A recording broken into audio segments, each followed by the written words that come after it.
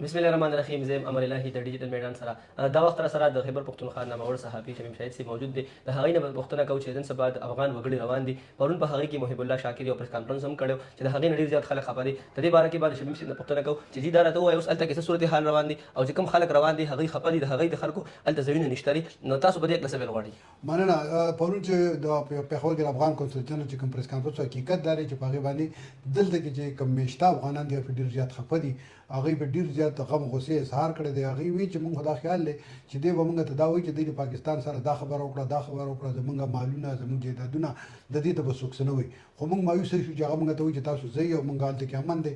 نو امن خو هلته کې شته، په دې کې څه شک نشته، ځکه چې هلته کې پخوا چې کوم مزاحمت هغه هم طالبان وکړو. هغه طالبان چې کوم دی هغه نن په اقتدار کې دي او د هغوی مخالفین بهر تللي دي، نو ځکه هلته امن شته. خو د هلته نه چې ما ته کوم ریپورټ راغلی دی نو هغه ډېر خطرناک دی.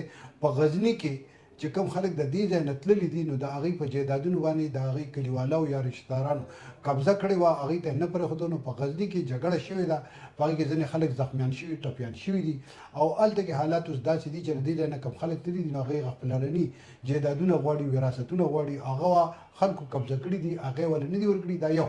بل طرف ته چې کوم اطلاعات دي نو هغه دا دي چې د افغانستان سره میاشت هغې ته موږ ریډ کرسنټ وایو، د هغې مشر مولوي شهاب الدین دلاور د نړیوال چې کوم دی انټرنیشنل فیډریشن اف ریډ کرسنټس آی اف سی آر ورته وایي، آر سی آی اف آر سی ورته وایي، د هغې ته یې خواست کړی دی چې موږ سره مرستې وکړي. موږ ته ډېر زیات مشکلات دي او دغه نړیوالې ادارې چې کوم دی نو دوی ته 9.5 لکه سویس فرانکس چې د هغې نه تقریبا 25 کروڑ روپو نه زیاتې پیسې پاکستاني روپۍ جوړېږي، هغه یې وله ورکړي دي او هغوی په هغې باندې اوس کوششونه کوي چې دا خلک څه نه څه سهولتونه ورکړي.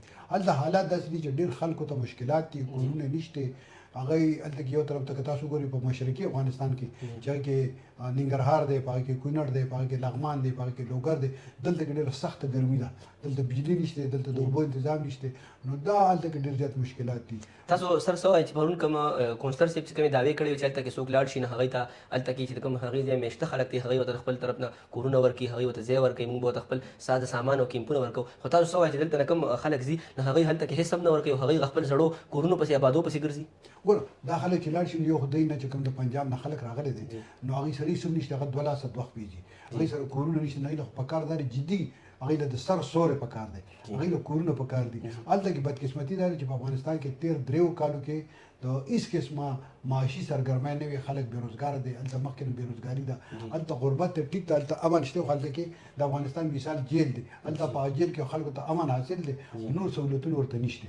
نو هلته کې غټه مسله هم دغه ده، هلته خلکو له خوراک پکار دی، هلته خلکو له شلټر پکار دی، کورونه پکار دي، دوايانې پکار دي. هلته کې ټول غټه مسله ده تعلیم ده، تعلیمي نظام بالکل سقوط کړی دی، هلته شته نه.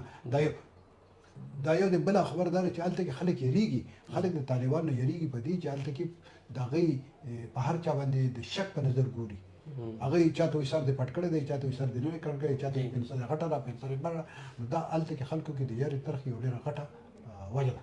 پرون کونسلر صاحب ویلي وو چې موږ به هلته کې د پاکستان نه هغه کومې میشته جینکۍ پیغلې ځي او د سبق ته دلته هغوی نه پاتې شوه چې په هغې دلته ټولو خلکو ته ډېر تشویش اظهار کړی دی.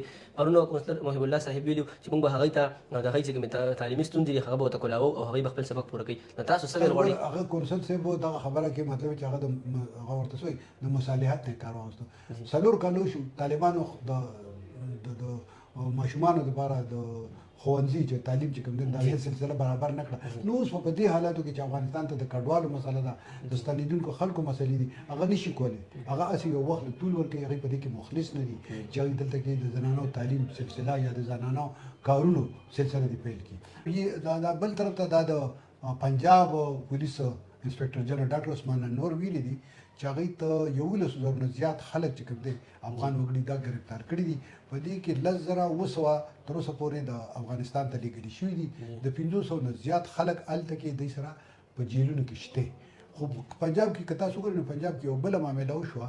اول ته چې خلکو وکاته چې دوی ګرفتارېږي، دوی په زور او په بېعزتۍ لیږلی کېږي، نو هغه خلک خپل سامان چې سره د وسې کېږي نو هغه ټرکونو کې اچوي او راځي او په دغه شان په افغانستان ته رضاکارانه طور چې کوم تګي نو هغه کې هغوی روان دي.